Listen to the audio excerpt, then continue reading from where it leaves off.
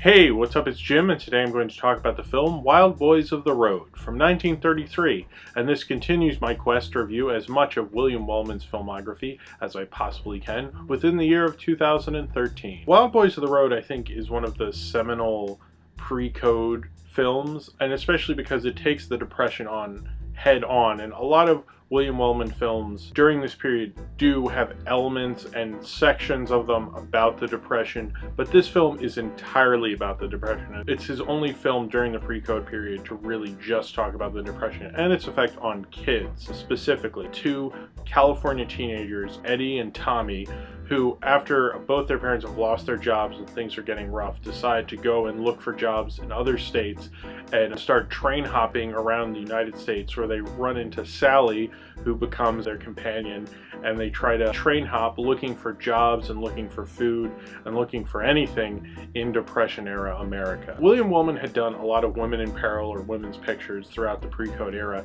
and one of the reasons he switched from Paramount to Warner Brothers is because Warner Brothers would let him do what he wanted theoretically.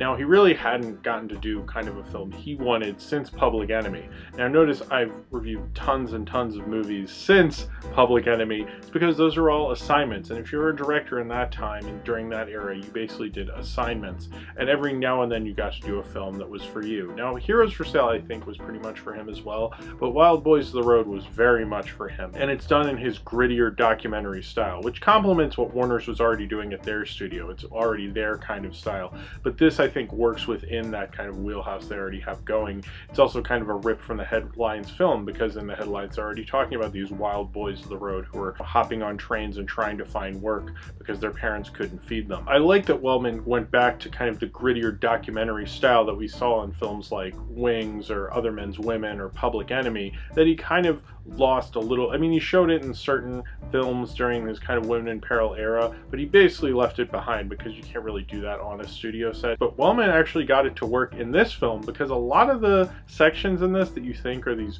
gritty, dirty places where they go to a junkyard or they're going to, like, you know, a dump where they live at one point, you might think are locations, but, well, the dump not so much. But you look at how he shot them and it looks like documentary footage. He really shot this like a younger director, not a director as experienced as he was at this time. I mean, he already had tons and tons of films. This is towards the end of the pre-code, and he's made all these movies, and he seems to know how to get a Hollywood film to work for him, make his kind of Hollywood movie. It's interesting to me when a director who's really established and could be doing a film with stars and elaborate sets and that has a lot of grandiose grandstanding, and Wellman was really against that, but it's interesting when a director kind of lets go of all of that and just focuses on kind of a story and more of a thing you'd expect from a younger director. And this film moves very quickly. It's only 67 minutes, and it feels like Wellman got the style of what he was doing, got the journey that all his characters had gone on, and really perfected it and really made kind of like an amazing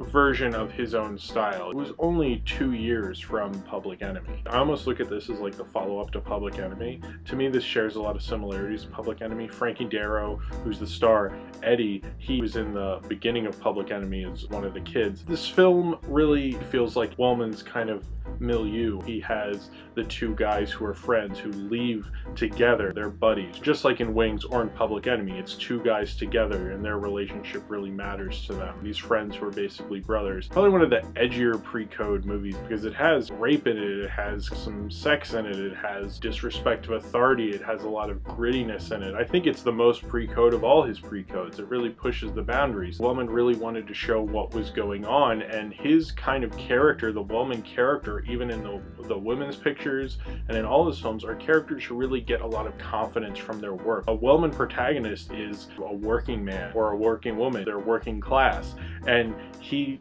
probably looked at the Depression and that kind of protagonist and like, what are they going to do? And I think in Wild Boys of the Road, it's kind of showing you like what a Wellman protagonist would do in this kind of a situation, what they're going to do in the Depression, how they're going to keep going and keep fighting. And it feels that way when they're working at their jobs and gaining that confidence through their jobs, because they're working to like get some sort of respect. Eddie especially is really fighting to get respect and fighting to make himself a man. And I think if he had gotten the chance to have a job at that age, he would have been really good at, and he would have had this working class ethic about it. But he didn't get to do that, so he has to go on the road. And it's interesting to see Wellman work that kind of normal protagonist and do something different with it, and especially something as timely as the Depression was when he was making this. I like how he uses the lighting in this. Certain times it feels like, the light is just above the camera. He uses light in an interesting way, certainly when he's shooting the dance scene at the beginning before they leave home, and even when they're jumping on trains at night. It really feels like an independent production. This film feels a lot cheaper than it really was. This was made by Warner Brothers, but Wellman shot it like it was a lot cheaper and grittier even than a lot of his actual cheaper, grittier films. This film feels even grittier than Other Men's Women, and it had a lot more studio support, I believe,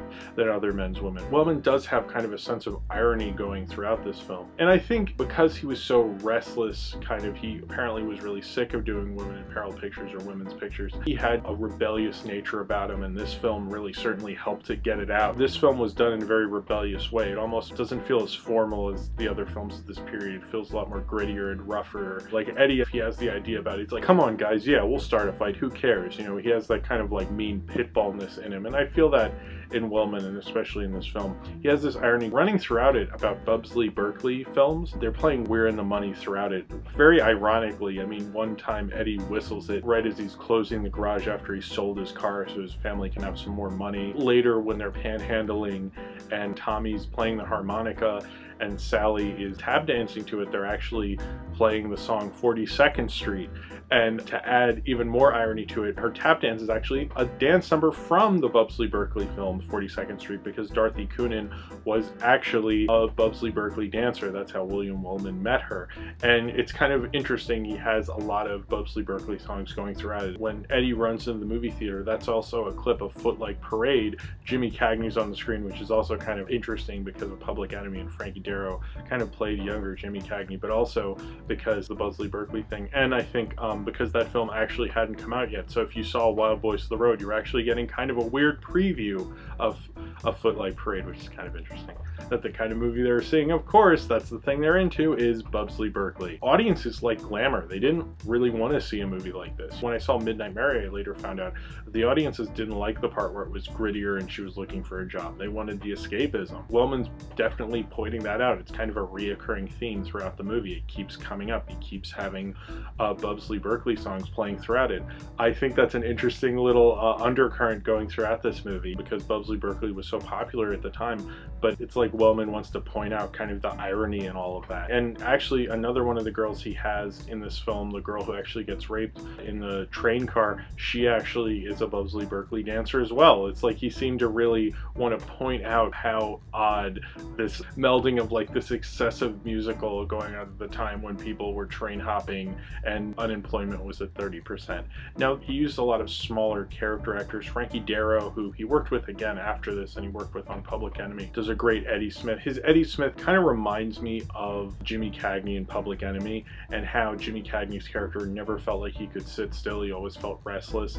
Eddie seems a little more determined. I don't think Eddie's a criminal or anything, but he does have a similar sense to him, and Frankie Darro definitely plays that up. Frankie Darro really steals the picture, and I wish he had become more of a star, but he was very short. He didn't grow much beyond what he is in this film. Frankie Darro gave a really great performance. He really feels desperate at times. He still keeps his confidence up. He keeps everybody going. He's almost the leader of the kids, really, because he has such a confidence about him. Anytime I see Frankie Darro, I think of this film. I think it's really his defining performance, because I can't think of him without thinking of this film. His performance in this is so etched in my mind when I think of Frankie Darro. I also really like Dorothy Coonan as Sally. She would later go on to become Wellman's wife, Dottie, and they would have tons and tons of kids together. They actually met right before this film. He cast her because he had a huge crush on her, and they dated and eventually got married. I think by the time the picture wrapped, they were married. She quit acting after that. Apparently Warner's wanted to make her a contract player,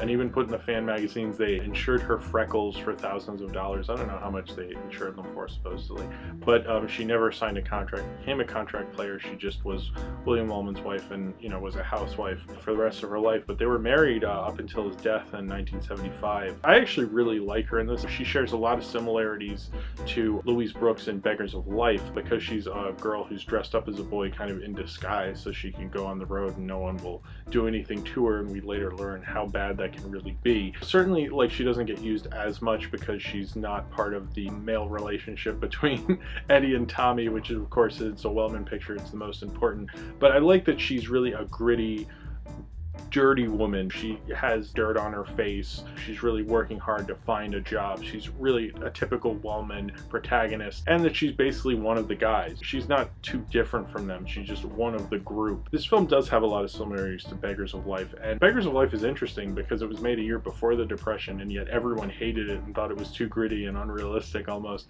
Then a year later, guess where you are? Apparently there were some early ideas in the script that were going to be similar to Beggars of Life, and Wellman cut them out. Wellman really brought down this film to more of his economical storytelling way and didn't like any of the grandstanding or melodrama they originally wanted to put in. He toned all of that down, and I think it goes more with his style, and he makes it far more realistic because he toned it down and didn't have them give these big melodramatic speeches. I've always liked Wild Boys of the Road, and it's one of the films that kind of got me into seeing Wellman films. I mean, I was already knew who he was, and I already really liked him as a director, but it was certainly one of the films I had seen before I started this. Even though it has a lot of Hollywood sport and he's using a lot of Hollywood sets, it doesn't feel that. You don't feel that in this movie. For some reason, this film has a real aura of authenticity about it that you really wouldn't expect from this kind of era of Hollywood. He's really tried to strip down the story to its bare bones, to its most economical, so it can play to everybody in the house. This is probably my favorite, other than Public Enemy, of this era, just because it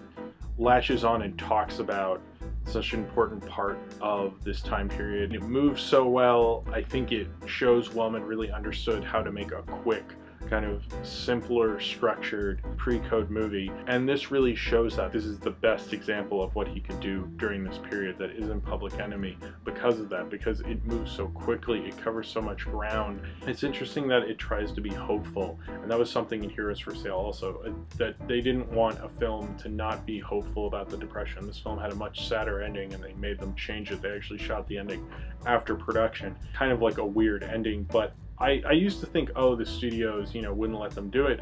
But I also think, like, maybe it's because nobody wanted that. Like, no one at the time wanted that ending. They wanted a happy ending.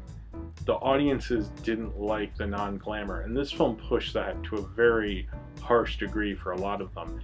And I think that's probably why they changed it, just because I don't think audiences would really accept them not doing a happy ending, having it be a sad ending. That just was too much for them at the time. So that's why you get the ending you get in this film. Audiences didn't want that. They wanted Bubsley Berkeley, so that's what he got. They wanted happier times. They didn't want to be bogged down by their realities. And having a sad ending was certainly going to do that. And Wild Boys of the Road, having a different ending where they all, get returned to their families hopefully and are moving on to a better life, and things will finally get better, even though in reality they won't for like 6 years. That was a better world to pretend was going to happen, even if it wasn't. The interesting thing about Wild Boys of the Road is it wants to confront you about it, but in the end, no one wanted to be confronted with it at the time. The ending you get is the ending of the reality of what the audiences wanted, which I guess in the end was Bubsley Berkeley, despite what the ironic tint that William Wellman had on it.